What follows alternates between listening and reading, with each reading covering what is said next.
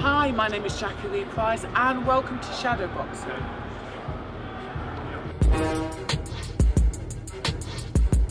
So today's guest is boxing royalty. We love him for his enthusiasm, his knowledge and his love of a cravat. It's a scarf. It's a scarf before you go any further. Oh, is it? Oh, is it? Well, officially, it's a scarf, although some people insist on calling it a cravat. I only put it on to annoy people. I tell you what, you look lovely. And I feel like, Steve, that I need to curtsy in your presence. Oh, don't say that. Listen, don't say that. Some people still snarl at me. It's nice, I suppose, to have a little bit of respect from certain people. But to have respect from people like you, who I respect, that's even nicer. So that's good. Because you've been in the game a while at different levels and done different things. And I admire that. You're a pioneer. And as I've told you, when I see you and I tell people, and you've been mentioned loads of times on 5 Live, and people might not know this who watch you all the time, you were part of a pioneering gang of women, mate. The Forgotten Sisters might be the title of that book if ever it comes out. And one of those sisters was a tiny little thing called Nicola Adams. She was only this big. Nice. She was a leprechaun. She was. She was a black leprechaun. A black leprechaun, man. So before we get on about your career, just let's take it back to, amateur boxing days. What was a Camden boy doing down the lodge? Well, we moved to South London when I was about 12. So I started boxing at St Pancras, which is in Kentish Town, Camden Town. But then once we'd moved to South London, to Herne Hill or near Herne Hill, I needed to go because obviously I was, my dad had a car, but he wasn't going to drop me. So I needed to use transport. So from where I lived, I could get to the Fitzroy Lodge really quickly and get back really quickly. I say really quickly. You sit on a bus for half an hour, but I don't want to sound like one of those old men that talks about things being great because they weren't great. The 70s were horrible. Most people, everyone I knew was beyond belief poor in the 70s. Literally beyond belief poor. So you got on a bus, and that's why, because I moved from North London to South London. Foot in both camps. Oh, okay. So, Mickey Carney, talk to me about the first moment you walked through that door and you met Mickey Carney and the team at Fitzroy Lodge.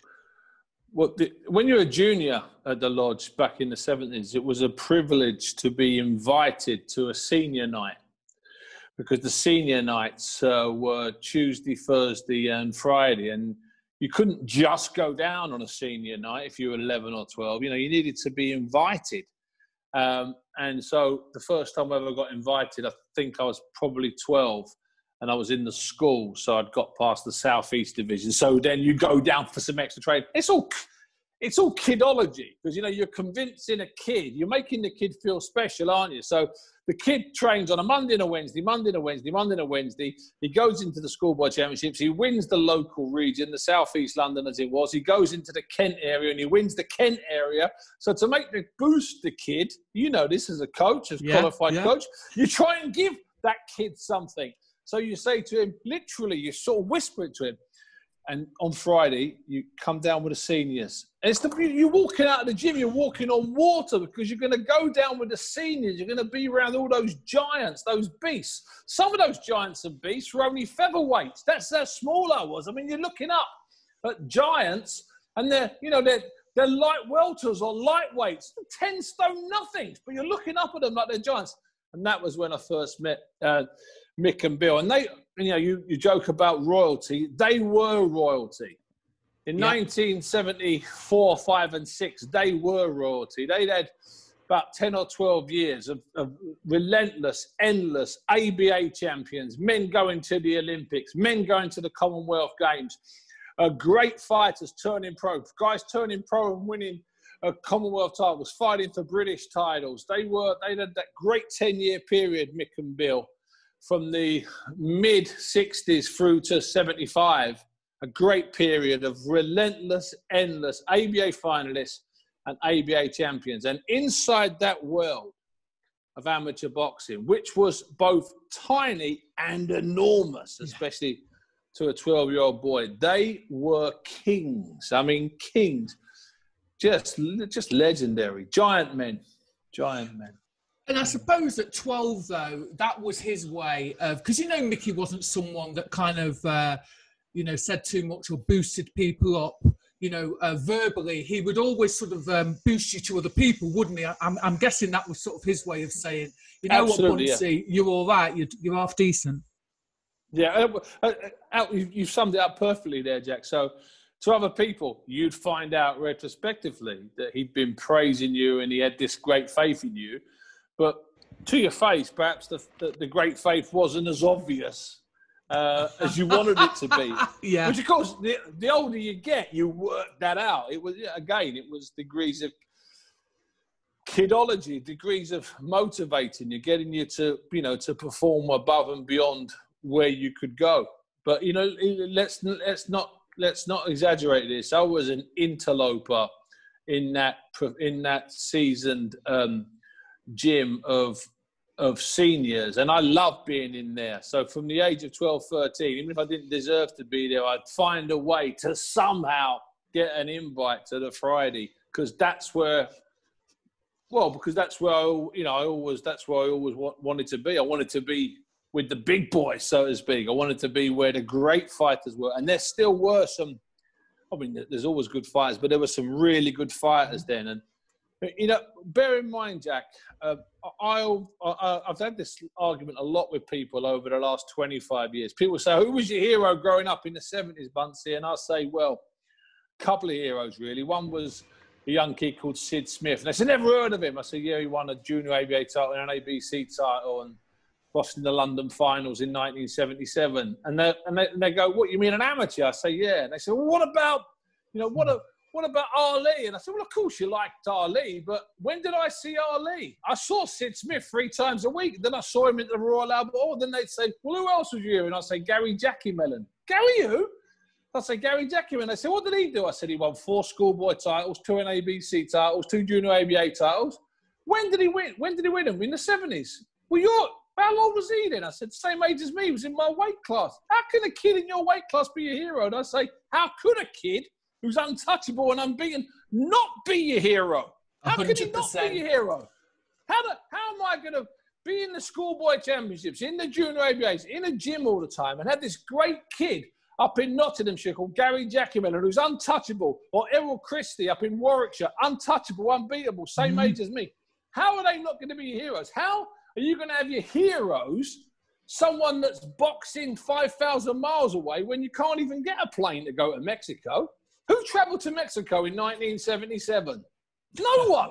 It's true. So I can't say oh, my hero was Carlos Zarate, because that all came later. That came later when you look back. My heroes then were the men that I knew, I was around. And so that was part of the reason for wanting to be there on a Friday, is you'd see David Banks, you'd see Wally English, you'd see Sid Smith, you'd see Joe Griffin, you'd see Jimmy Cable, you'd see Colin Moore. And even only one of them went on to win a British title. They were giants, because they were giants to me, Jack. It's different now. You've got YouTube. Yeah. No disrespect, you've got YouTube. Take YouTube out of the equation. How do you watch one of the greatest Mexican fighters of all time, Carlos Zarate, in 1977? How do you watch him? You need to be a film collector. Yeah. You need to go to the back of Boxing News. You need to write a letter to some guy in America, and then you need to send him a money order. Then he needs to send you back something on 8mm tape, which he's transferred, which will cost you hundreds of dollars. Yeah. Who did that? I was a kid off a council estate in South London. Where was I going to find $300 to get 7 minutes of a Carlos Zarate fight? It's different now. Not saying it's better now. It's just different. So talk about, your love for the amateur game. Was that one of the reasons why you wanted to go into journalism, and the fact that you concentrated right in the beginning of your career on the amateurs?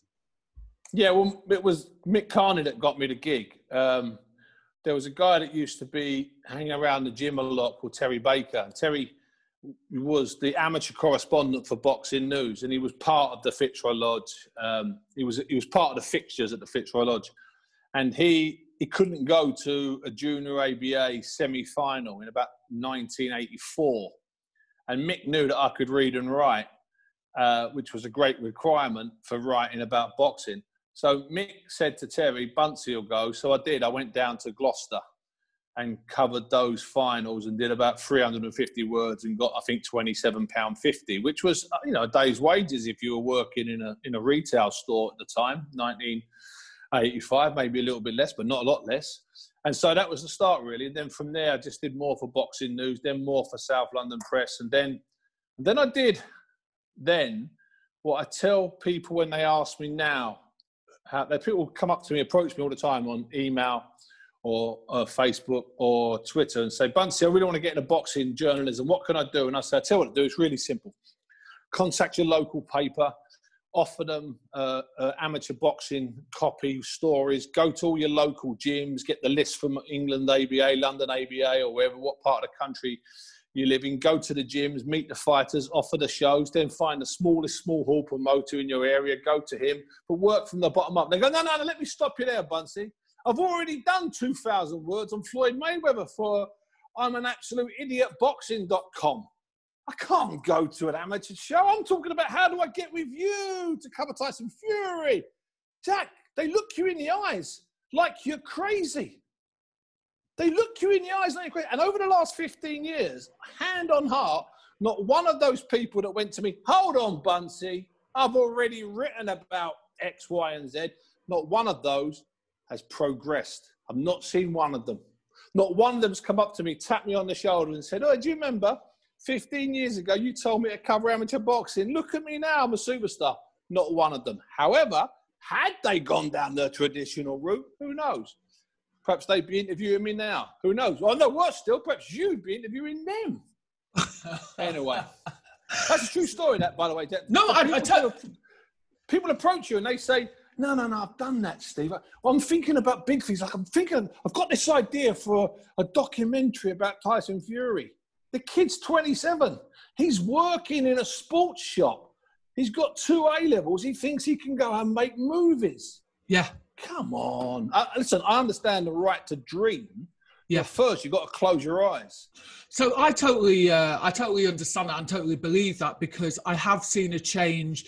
It's particularly in even amateur sport where everyone expects immediate results, and I think that's the time we are in at the moment, Steve. To be fair, because you know, I know people that are looking at me and going, "Well, how has she ended up getting where she's gotten to in 2 years?" But what they fail to know is that I've actually been involved in the sport since 1996, officially 1996.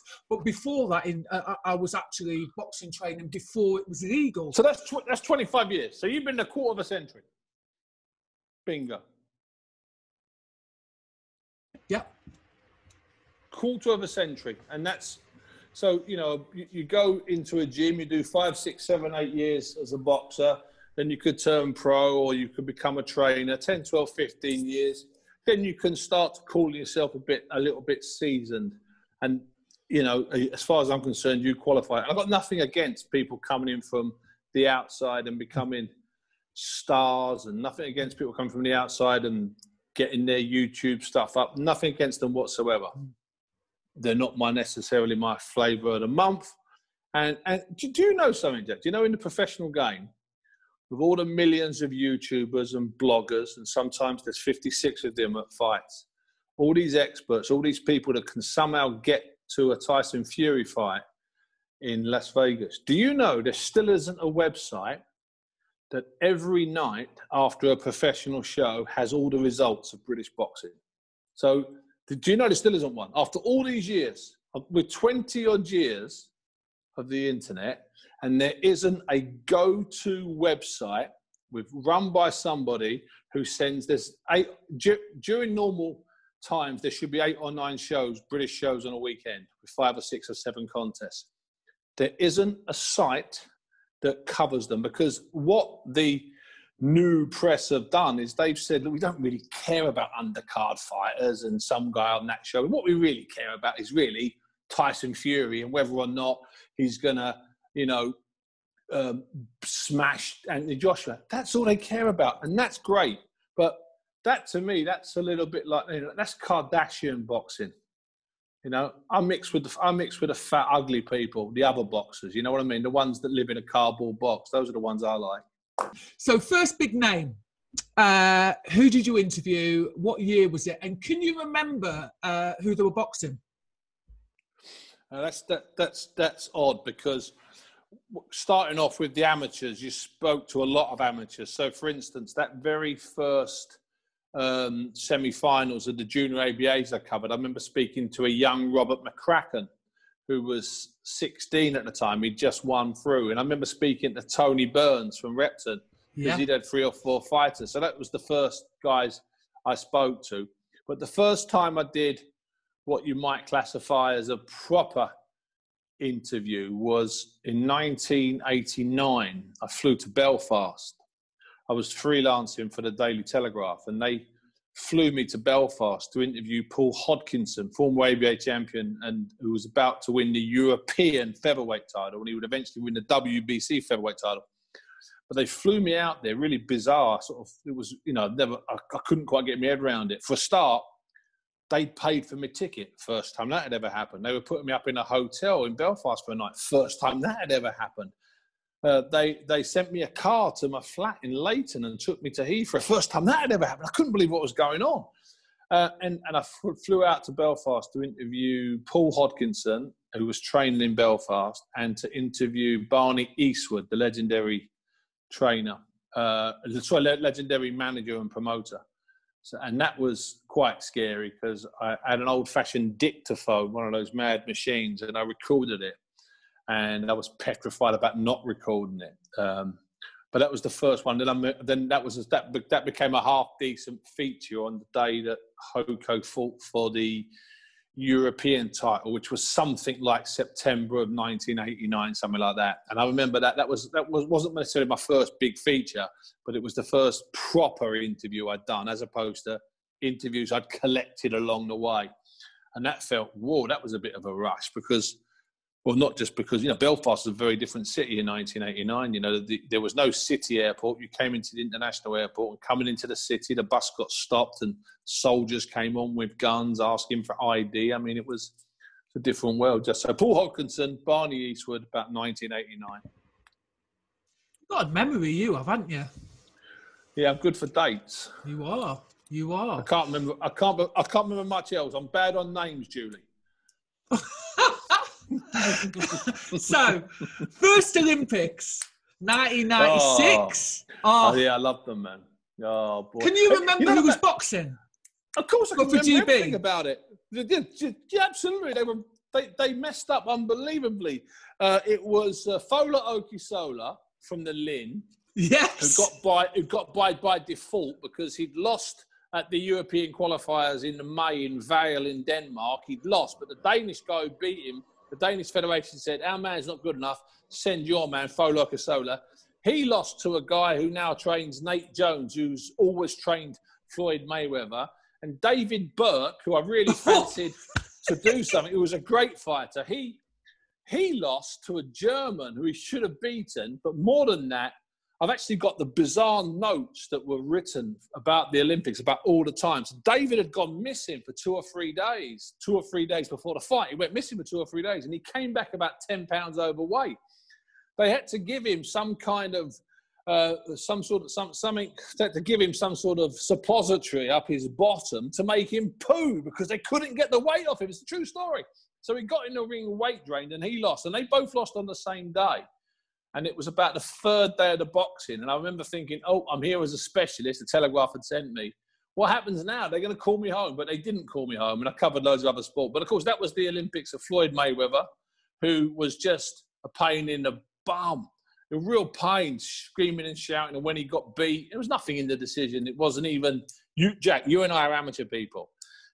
Floyd Mayweather's loss at the Olympics wouldn't make our top 1,000 bad decisions. Let's put it that way. You understand me? You and I have seen thousands worse. Yeah. Anyway, he screamed blue murder. Of course, big Vladimir Klitschko was there. There was lots of. I mean, it was. Well, I was at an Olympics. You know, I was at an Olympics. I was working at an Olympics. I mean, I swear to you, if I'd have retired from this game after I got off the flight coming home, I would have been happy because I went to an Olympics and covered the Olympic boxing. How about that, man? That ain't bad going, is it?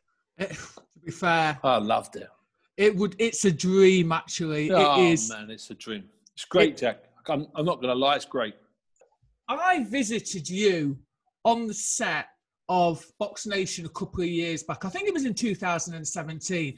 And one of the things that I recognised was the fact that you had such a diverse set of people working for you. So I'm talking about gender-wise and ethnicity. So Yeah. what that was me. That was me. It? Yeah, that was me, mate. Don't worry about that. Listen, I can take some credit when I can take some credit. That's true. We started to, shape things. So when we'd have a freelance crew of people coming in, and I just chose different people, and it just happened to be it was a good mix. So there was, as you say, half the crew were male, half the crew were female, and then there was a million different colours from Ugandan through to. Ugandan through to someone from Bahrain. It was a real mixture of colours, and that wasn't unintentional. It wasn't a Benetton ad. I worked on it, Jack. Trust me. Well, it was a Benetton ad. I tell you what, it was, yeah, indirectly. It absolutely. Honestly, I was pleasantly surprised. But there is a lot of work to be done with regard to other organisations and production companies. What would you suggest, Steve, that people do? Because there's a lot of talk and not a lot of action. So we don't see a diverse set of people on the screen. I don't see a lot of people that look like me on the screen.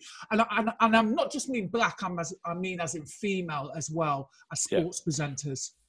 No, you're right. And sadly, one or two sports are very slow to move to this, and are not really in any great rush.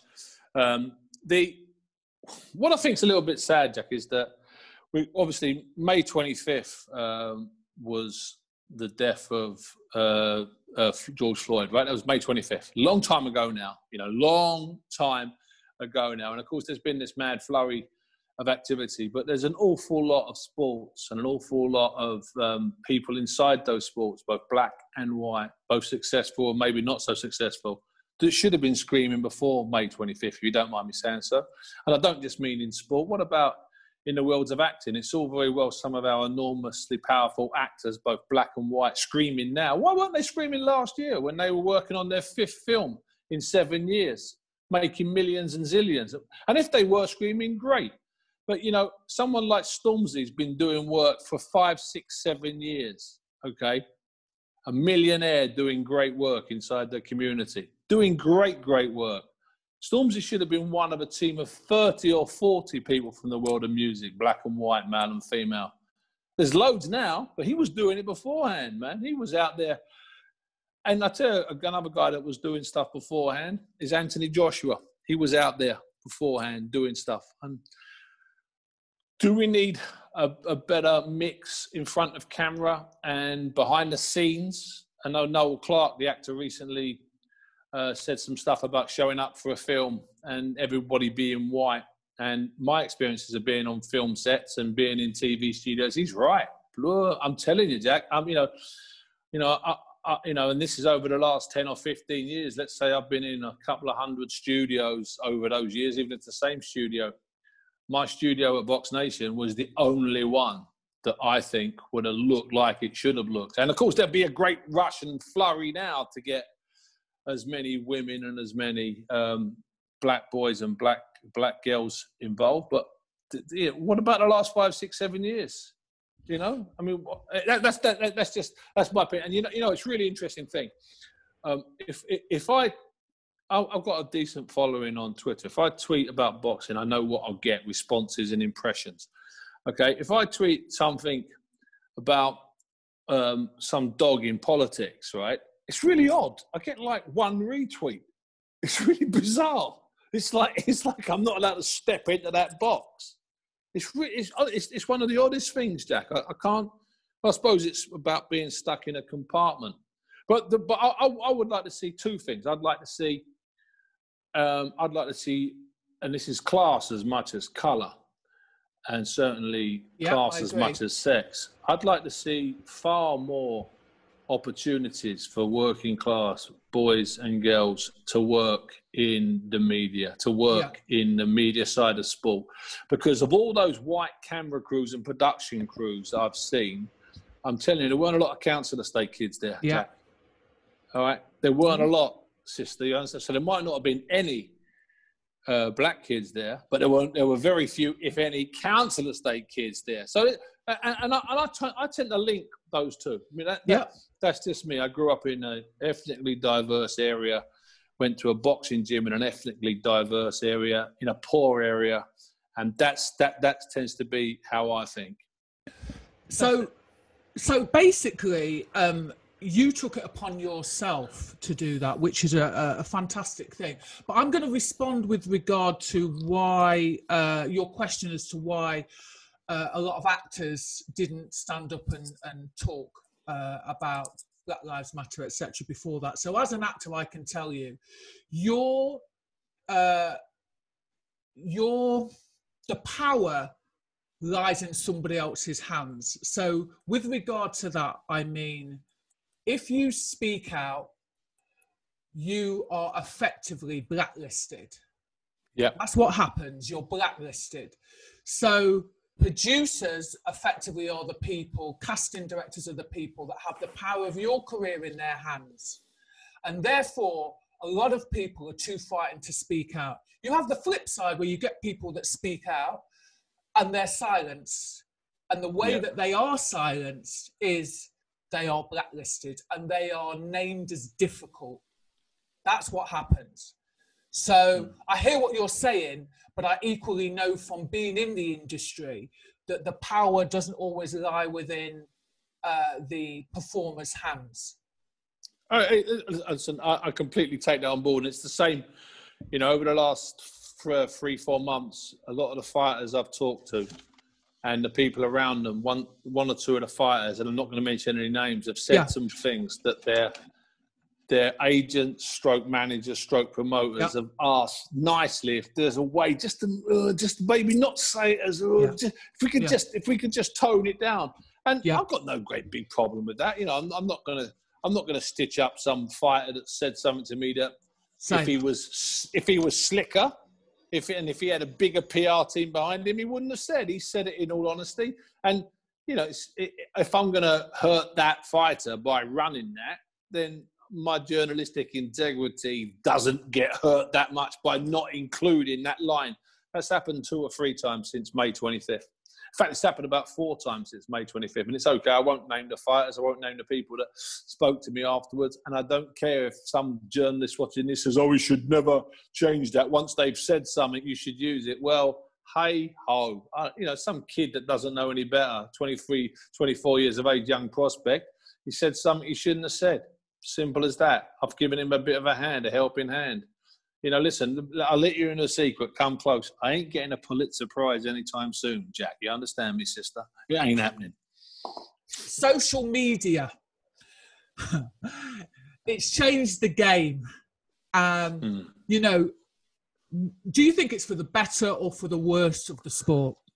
Well, it can be used for the better. Can you be used to enhance the sport? It can be used to get messages across, to let people know where you're going to be appearing, who's going to be fighting, to direct people to this interview, to direct people to other stuff I've done. So it can be used for good. The only problem is it's open to anybody, and that means it's open to, let's just still stick with sport. It's open to people with very small minds. I had a very popular piece recently. I previewed the DILLIAN WHYTE Alexander Povetkin fight, and I thought I did it fairly, but I seem to anger every single person in the country who hated DILLIAN WHYTE for some reason. They think he's this, well, I don't know what they think he is. And then I started looking at the people's timelines, and then I put another tweet out about the people's timelines who were attacking my pro DILLIAN WHYTE preview.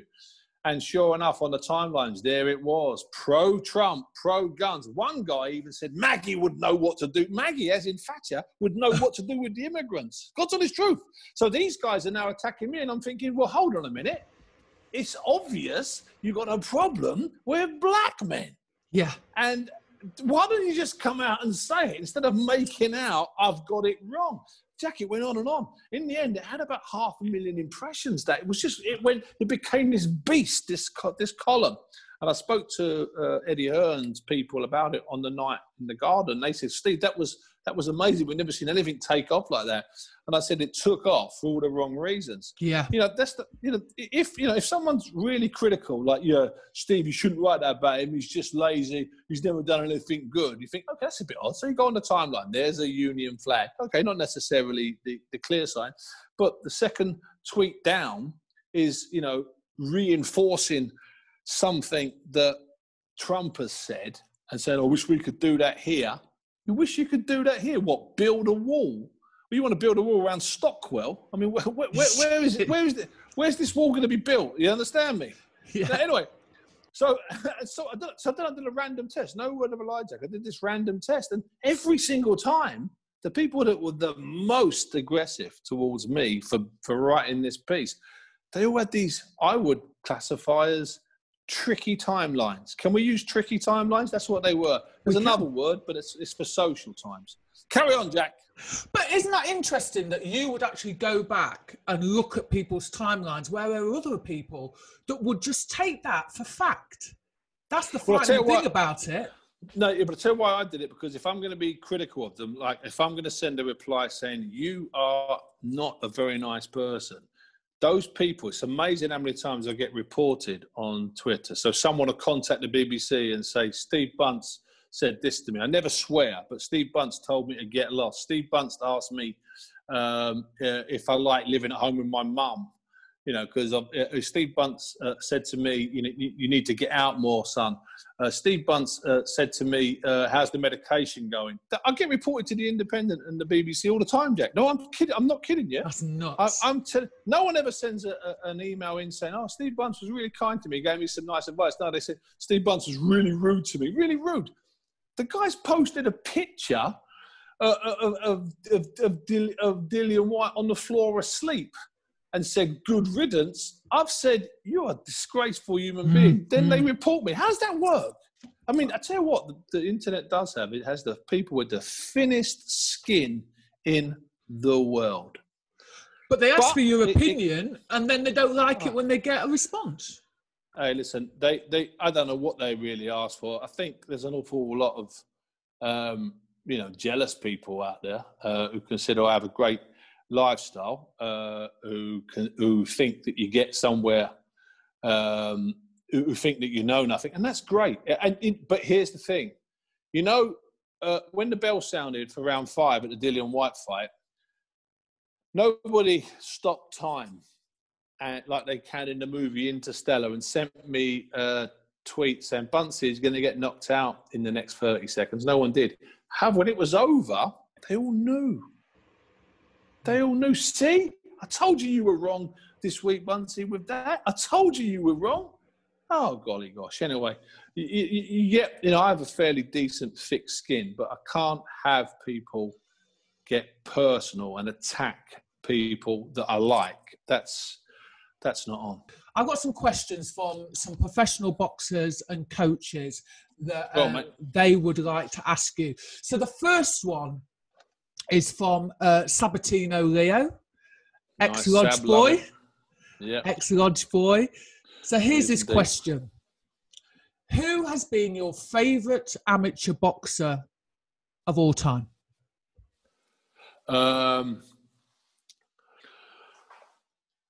There's two. One's a guy I never saw, Laszlo Papp, who won 3 Olympic gold medals and could only turn pro when he was about 500 because he was Hungarian, so he was fighting a regime.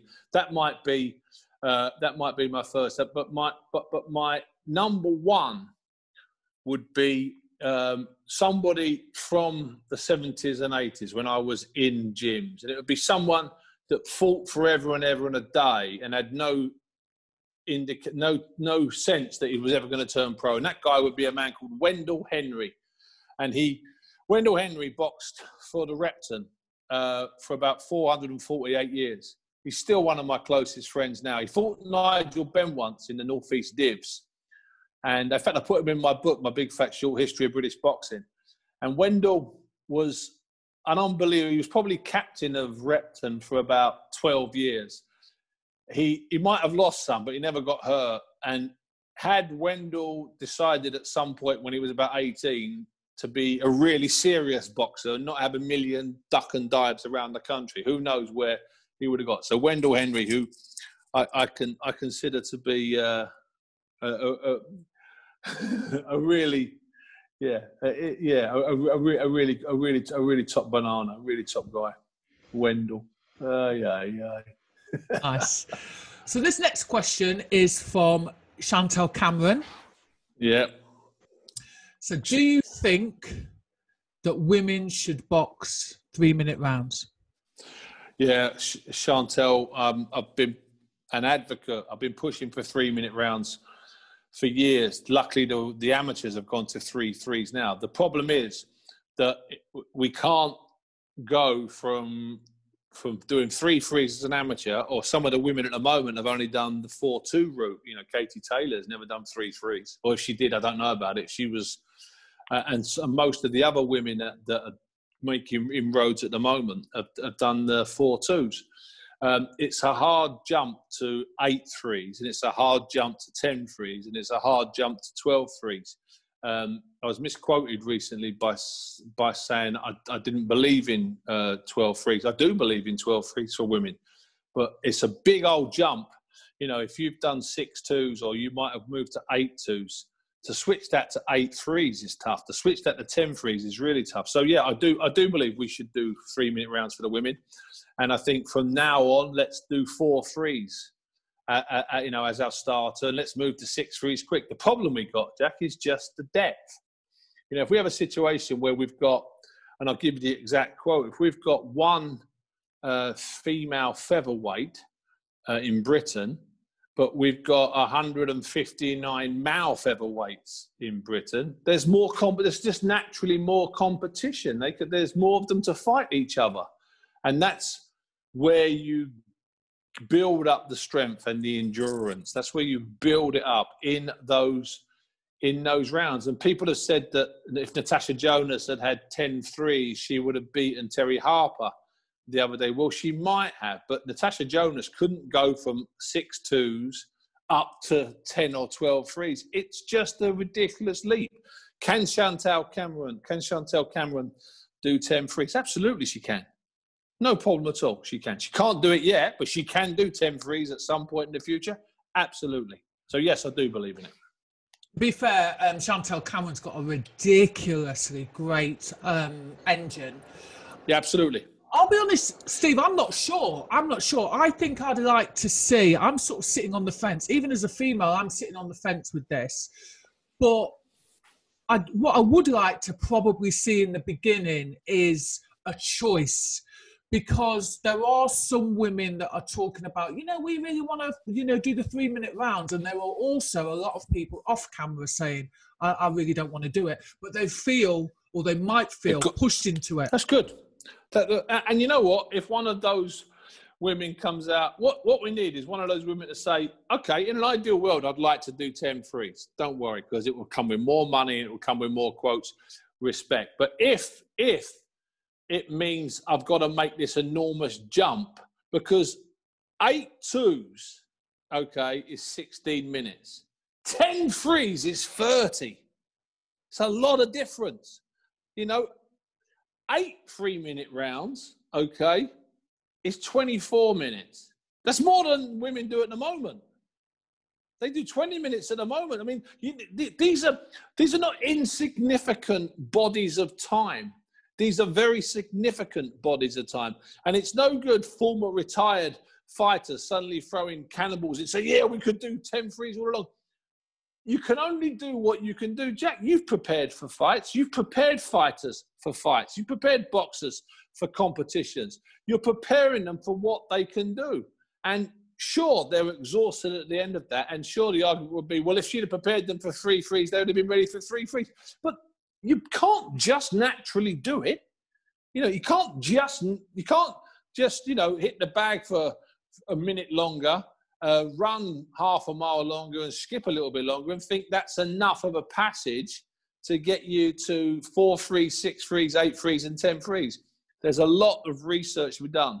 And there's a lot of, you know, I think the women can really help here. Absolutely. I really do. Let's have some trials. Let's have some 6 free fights. And you're right, Chantel Cameron, she could do 8 frees, but where does she get, right now, where does Chantel Cameron get 2 8-free contests and then a 10-free contest and then a 12-free contest against someone of suitable quality and class? Where does she get those 4 or 5 contests at the moment? It's tough. Mm. Yeah. Great. Okay, so this is from a guy called Jahid Munim. He is one of Sab Leo's up-and-coming fighters. Mm-hmm. What's your view on retired fighters like Oscar De La Hoya and Mike Tyson and Roy Jones Jr. making a comeback? I'm glad he said comeback, because that's what it is. All this talk about exhibition. It's not going to be an exhibition. It's going to be, if you're going to sell pay-per-view, you're going to have to promise people a fight. I don't like it at all. And one of the arguments is, well, they'll only fight each other. Yeah, they might only fight each other, but it's an unedifying spectacle. I don't even like to watch John McEnroe and those other old tennis hams do that veterans tennis. I find that a bit nauseating, because you know it's just a little bit missing. It's just a little bit lacking. Yeah. Who wants to go and watch? Who wants to go and watch? Who would go and watch Usain Bolt in 20 years' time when he's running 11 seconds for the 100 meters? Okay, you've seen Usain Bolt. You might as well go to a dinner and see him, for God's sake. Invite him to your school. Have him shake 1,000 pupils' hands. Put him on a tour sponsored by an enormous company and go around 100 running clubs. I don't want to see Usain Bolt run 11 and a half seconds. I don't want to see Tyson Fury box the equivalent, being a second and a half off the pace. Also, and it sounds like a cliche, you get hurt in boxing. You don't get hurt in tennis, athletics, cricket. 100%. Yeah, there's a part of me would like to see the magic again, but, I'd rather just watch it on film. Go on YouTube. Yeah, exactly. So, next question from Q Shillingford, coach on the amateur scene, Quinton. Been around for years, owner of Boxing Awards. So, his question is, what are your thoughts on the Boxing Awards or the GB National Boxing Awards? What do you think about getting boxing back into schools as part of education and recreation as a pathway to competitive boxing? Very long. Yeah, the awards. You need to give people goals. So I've got no problems with the awards. The getting boxing back in schools, Jack. Let me just get this right. About 2007, I went into a school in South London with a man called Ron Bodie, a fight guy, a man that's been on the scene for a million years. And we took a young kid called George Groves, who in 2007 was still dreaming about going to the Olympics. So we're talking about 13 years ago. Yeah. And the guys we went to see who had this boxing non-contact program, but they just managed to get a club affiliated into a school in South London. That was 2007, 13 years ago. We're no further on. We're no closer to seeing it. So there's clearly a roadblock somewhere inside the education system that wants to stop boxing, competitive boxing in school. So we need to think clever. We need to think smart. It's no good just, training guys to go in and coach in schools, because we're not making the breakthrough. As I say, this is not something that's 2 years old, 3 years old. As I say, 13 years ago, these guys had already been. It was Julius Francis, actually. They'd already been, and Wayne, I forget his name, big heavyweight from Downham. And they'd already been in that school for 3 or 4 years. So we're talking about 15 plus years. And as I say, we just keep hitting roadblocks all over the country. So we hear about someone taking boxing into a school and then it fades away and no no affiliated clubs are coming out of it. So I don't know what the answer is. If I knew what the answer is, I would have walked away from this business. You wouldn't be talking to me, and I'd be running a campaign that had 1,000 coaches in 1,000 schools, and I'd be coining it. I'd be in the Bahamas with my feet up with a big cigar talking to you via satellite, Jack. In fact, you'd be queuing up to speak to me, and I'd say, I've got an interview slot in 2023. So if I knew the answer, I would like to see boxing in schools, competitive or non-competitive. I would argue that we could do competitive boxing in schools. I think we've got enough qualified coaches. What I don't want to see is people in schools that have taken their coaching boxing degree from a YouTube course, been inspired by an idiot on YouTube, and or just taken some bogus course that some ridiculous council has been hoodwinked into by someone who claims to have boxed for Cuba in the Olympics or trained the Cuban national side. I tell you what, I've been at a few Olympics. There's only one guy ever been in the corner. I've met about 30 people that train. I trained the Cuban side. You liar! You did not. Have you even been to Cuba? I'm from Miami, but I'm Cuban. It's unbelievable. No, you're not. We were people move their lips sometimes in boxing. You know they're lying. Anyway, carry on. So carry on, Jack. Beautiful answer. Yeah, I think that people are asking that question so much. We need to be, like you say, bring boxing back into schools, and I've always been surprised that it hasn't seemed to have taken off. But Q has got something that is viable in terms of it's a qualification. It's not snide. Put it that way.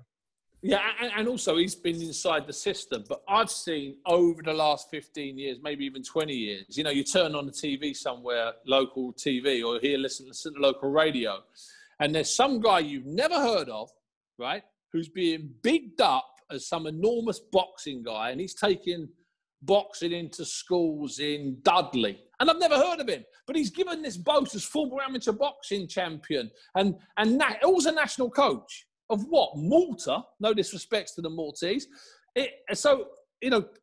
Quinton, you're absolutely right. Q has been around. He's done his stuff. He was a top quality junior and senior. He's done his stuff. He's worked within the system. He knows the system. He's not a cowboy from outside. So that has to work. Beautiful. Next question from Mr. Jazza Dickens. Oh, Jazza.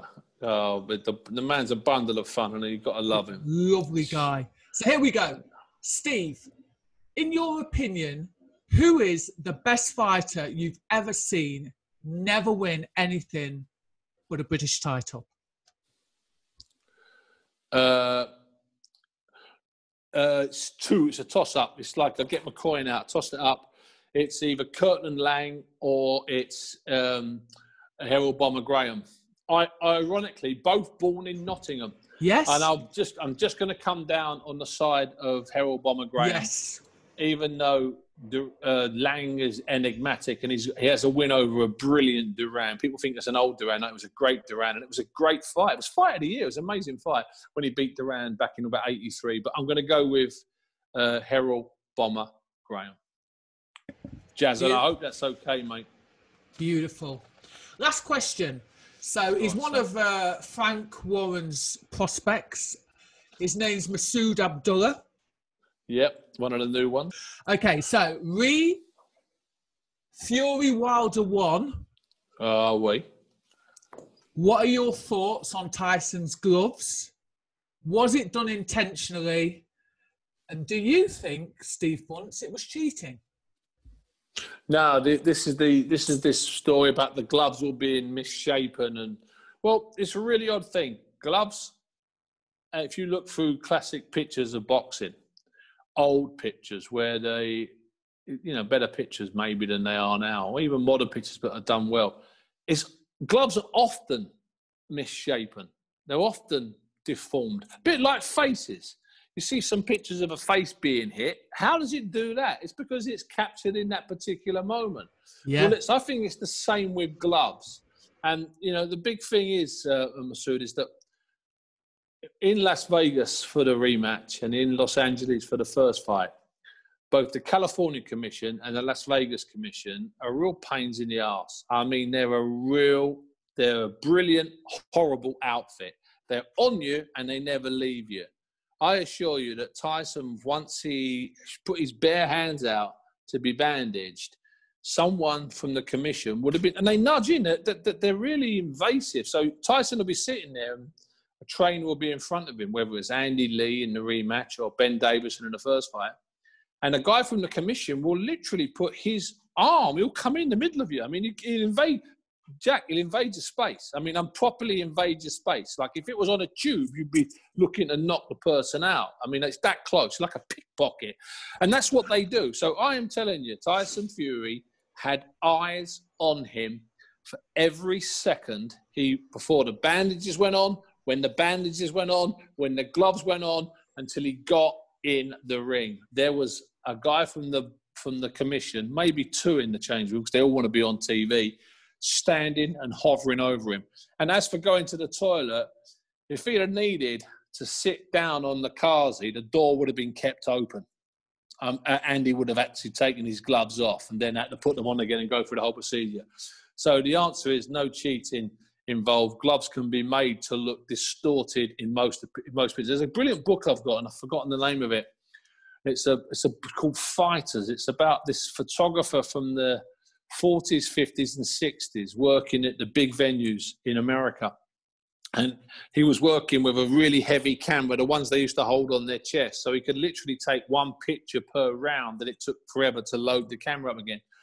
And in so many of those pictures, and in those pictures, there's Sugar Ray Robinson, Archie Moore, Ezzard Charles, Rocky Marciano, Sandy Sadler, Jake LaMotta. In so many of those pictures, the guy's faces are distorted. But more than that, the gloves are really distorted. So that can happen. Odd dynamics can happen. You know, you've got one man moving this way, one man moving this way. You've got 17, 18, 19 stone.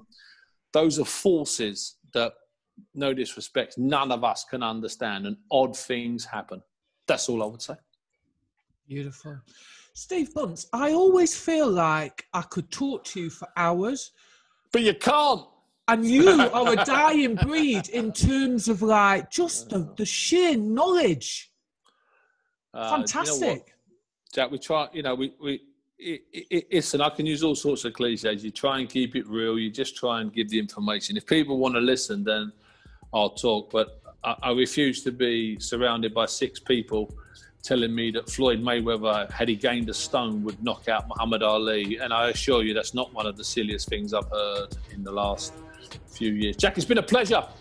Absolute pleasure. Bless you, my child. So, listen, I'll see you out on the circuit. Thanks very much for giving us your time. If you like this video, please go ahead and give it a thumbs up.